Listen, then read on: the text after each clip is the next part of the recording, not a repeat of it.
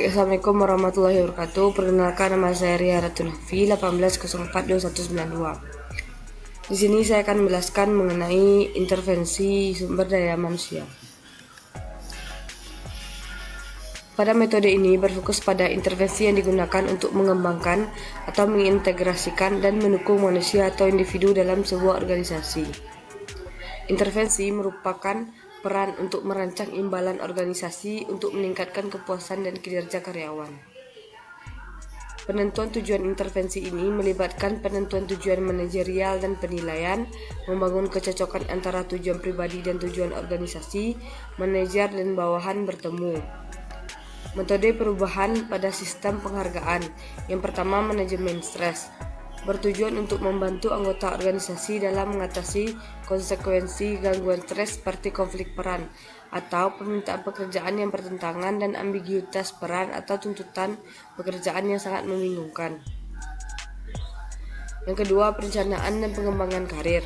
Bertujuan untuk membantu individu di dalam memilih organisasi dan jenjang karir serta mencapai tujuan karir berfokus pada manajer dan staf profesional dan dilihat beberapa jauh dari peningkatan kualitas hidup mereka yang bekerja. Nah, yang pertama ada latihan kepekaan atau sensitivity training. Latihan kepekaan ini merupakan metode awal dari perubahan perilaku melalui interaksi kelompok yang tak terstruktur, di mana setiap anggota kelompok diajak berkumpul bersama-sama dalam suasana yang bebas dan terbuka, di mana setiap partisipan mendiskusikan diri mereka sendiri dan proses interaksi mereka. Dengan latihan kepekaan ini mendorong setiap anggota memiliki kesadaran dan kepekaan terhadap diri sendiri dan orang lain, meningkatkan empati kepada orang lain, meningkatkan listening skill atau keahlian dalam mendengarkan pendapat orang lain, meningkatkan keterbukaan dan toleransi kepada orang lain. Selanjutnya, pendekatan survei umpan balik atau survei feedback approach. Alat yang dapat digunakan untuk menilai perilaku dari anggota sebuah organisasi dan mengidentifikasi jarak perbedaan di antara persepsi dari masing-masing anggota adalah dengan menggunakan survei feedback di mana setiap anggota dapat berpartisipasi di dalamnya. Hasil dari survei ini kemudian ditabulasikan dan dianalisa. Pendekatan ini kemudian dapat memberikan informasi yang bermanfaat mengenai perilaku karyawan untuk pengambilan keputusan. Namun bagaimanapun kita mengetahui bahwa setiap individu dipengaruhi oleh banyak faktor ketika mereka merespons survei tersebut.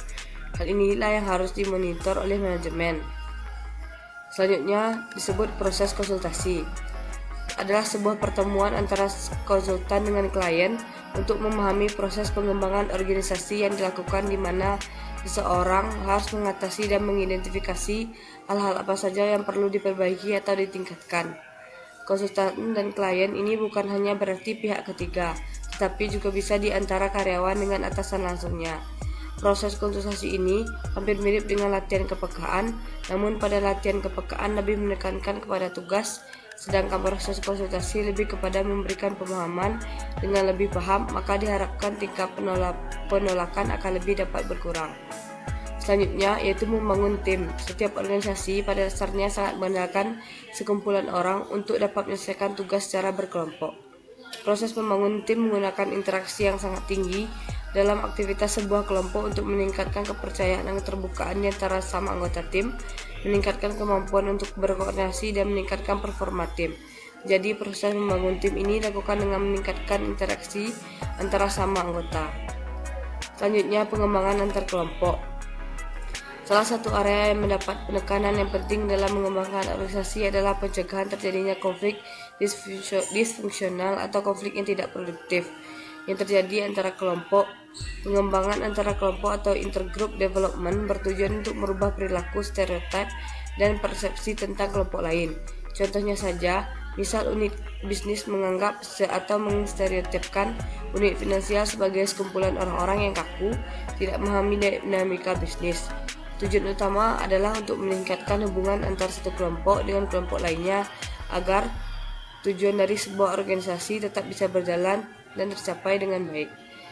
Sekian yang dapat saya sampaikan. Kalau ada pertanyaan silahkan tulis di kolom komentar. Terima kasih.